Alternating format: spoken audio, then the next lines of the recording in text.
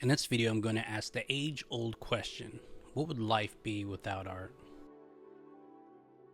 This question came to mind recently as I was working on some art, doing my best to get through one of the hardest and most emotionally challenging weeks I've had after a loss I experienced. And as I spent time rendering out this art piece, I thought to myself, wow, I didn't even think of any of my troubles once I was working on my art. They just went away while I was creating. To be clear, I'm not saying art will cure all of your troubles. What I am saying is, what would I do in a world with all this pain and all this hurt if I didn't have art? What would life be without art? And before I can think about my own personal reasons why that would be awful beyond imagination, I thought about all the reasons why art makes life worth living. If we're going to ask that honestly, then we have to imagine a world without art. And if we're going to do that, we have to first ask, what is art? The definitions I think that best describe art are the expression or application of human creative skill and imagination, typically in a visual form such as painting or sculpture, producing works to be appreciated primarily for their beauty or emotional power, or an even more simple definition, which is works produced by human creative skill and imagination. Now, if we go by these definitions, what are all the types of works of human creative skill and imagination? And if you look around your room, house, or building, you can't look in any direction and not take in the beauty of an artist's imagination and creative skill.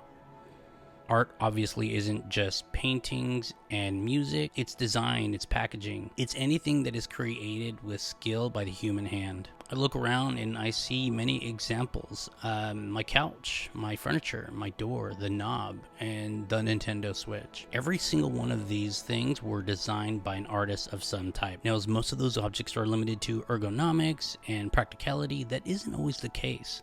There are many examples of designers making clever designs of furniture, not because it makes a better coffee table or a better chair, but just because they can. They don't even have to be practical. There are many creative variations of objects that are positively absurd, and people love them. They actually put up these absolutely silly and sometimes brilliant things in their households because it brings them joy. Art can make a bland aesthetic become more interesting to look at. A truly colorful painting can inject a room with so much needed color. Art can add charm and personality to something that was initially commonplace and boring. Now you might say, Brian, I don't care about all those fancy colors and designs. Give me a regular wooden chair with 4 legs and a backing. Maybe a plain brown boot and my plain cream white walls. A white rectangular car with 4 wheels that'll get me to my job and some beige khakis. You might say all you need is practicality. After all, food, water, hopefully 4 walls and a roof, and some simple guard is all we need to make a comfortable life. I mean, you're right, art can't possibly feed you a meal. Art can't quench your thirst. Art can't possibly bring your beloved back to you. It can't bring people back from the dead. I agree. It's an indisputable fact that there's a lot of things that art can't possibly do and will never be able to give you. And to be honest, as I was writing this,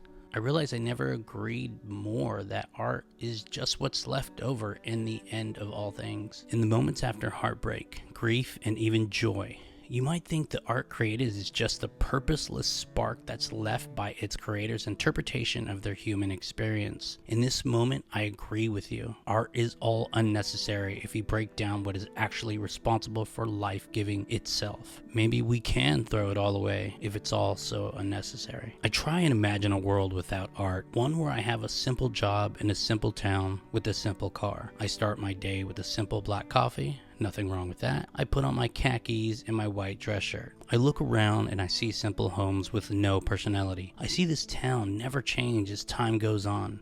Every day I pass by and it's always the same. I come home and I have a plain couch I sit in, and I just sit there with no entertainment, no art, no music, and just have time to think.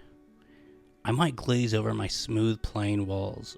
I might be lucky in this imaginary world to have a conversation and a laugh with someone I love. As time goes on, with no one else's perspective or poetry or art to appreciate, we both grow bland as people.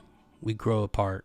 We realize life does not offer enough opportunities to keep us happy with nothing to talk about. Not enough to have an opinion on, nothing to entertain us. And with nothing to bank off of, the distance grows until we're just two strangers. And when they eventually leave, I have nothing. I'm left only with my grief, not remotely ready to move on. All I have is a simple job in a simple home with a simple car. I work, I come home, and as I sit in my simple couch, the house is silent with no such thing as music. No lyrics of another human being written from their own hurt to relate to. If I can only hear someone else reduce their pain to a song, then maybe I wouldn't think I'm alone in this anguish. Maybe if I could watch something that would bring up my mood, then maybe I could forget, if but for one moment. Maybe if I had some way to visualize my pain, to interpret my rage when I just don't have the words. But in this world without art, there isn't even a word for what that is. So without a way to understand my fellow peers' writing of their own perspective, with no books and no music to listen to hear another's hope for a new love, for a new life, I don't even have any tools to visualize my own experience and pain in this world. I eventually start to lose hope. And in a world without understanding my own pain, in a world without being able to understand another's, where I am locked away from another human's optimistic vision of a happier future. No inspiration of another's creative work, imagination, and hopes in this world. All dreams kept hidden away from me, lock and key forever. I start to believe a life without art just isn't worth living. And hope eventually fades away.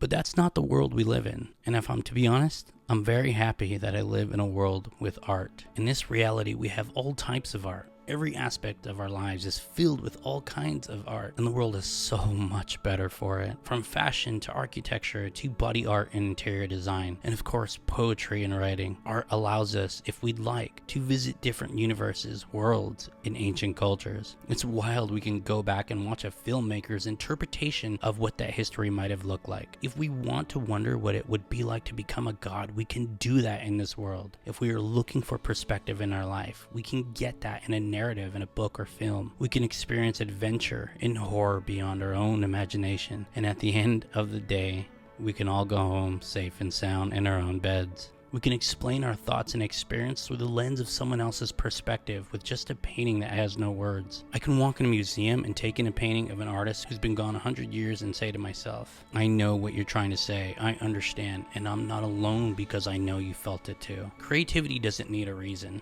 Sure, art isn't necessary to stay alive, but are we sure about that? What art does is it sustains us in different ways. It keeps us here and in tune with the world around us. It shows us how to empathize with others. It explains the world through another's experience. It keeps us entertained when we've exhausted all other senses. Without art, this world would be too bleak with no glimpse, with an artist's optimistic vision that I could not ever see through my own lens. Inspiration and creativity breeds more inspiration and creativity. Whether or not it's derived from something else, it's the way another artist's vision sees it from a different angle. It's the different nuances and perspectives and words artists from all different walks of life and experiences use to open more doors to countless artistic visions. Art creates a sense of individuality that people use to express how they want to be seen and perceived. It makes everything more interesting with so many creative choices we have at our disposal. Art can be a tribute or memento to someone you absolutely adored. It can serve as preserving the memory of someone precious to you that you'd like to remember. Although art isn't strictly for the artists of this world,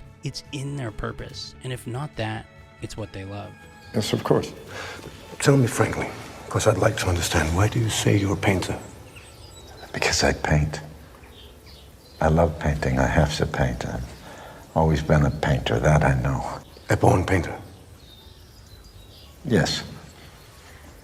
How do you know? Because I can't do anything else, and believe me, I've tried. Artists don't just want to create, they need to create. Why do you paint? I paint as a matter of fact, to stop thinking. A sort of meditation.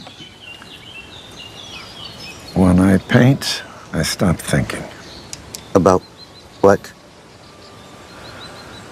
I stop thinking, and I feel that I'm a part of everything outside and inside of me. Because when the world becomes too much to bear and the noise becomes too loud and the words have been repeated to the point of meaninglessness, I can still sit down and create something that means something to me in those quiet moments. It doesn't have to have a purpose, nor does it have to create purpose. It doesn't always have to say something. It doesn't always have to be beautiful, although a lot of the times it can be. After all, some art is to be interpreted and some art just is. So after all that's been said, I asked the question again, what would life be without art? I think through writing this video, I found my answer. My art means everything to me. I'd like to believe it carried me through all my dark times. It was a fire that lit my way forward. I still don't know exactly where it leads. What's important is it exists in this world, in our life. If you enjoyed this video, please like and subscribe. My name is Brian, and I'll see you next time.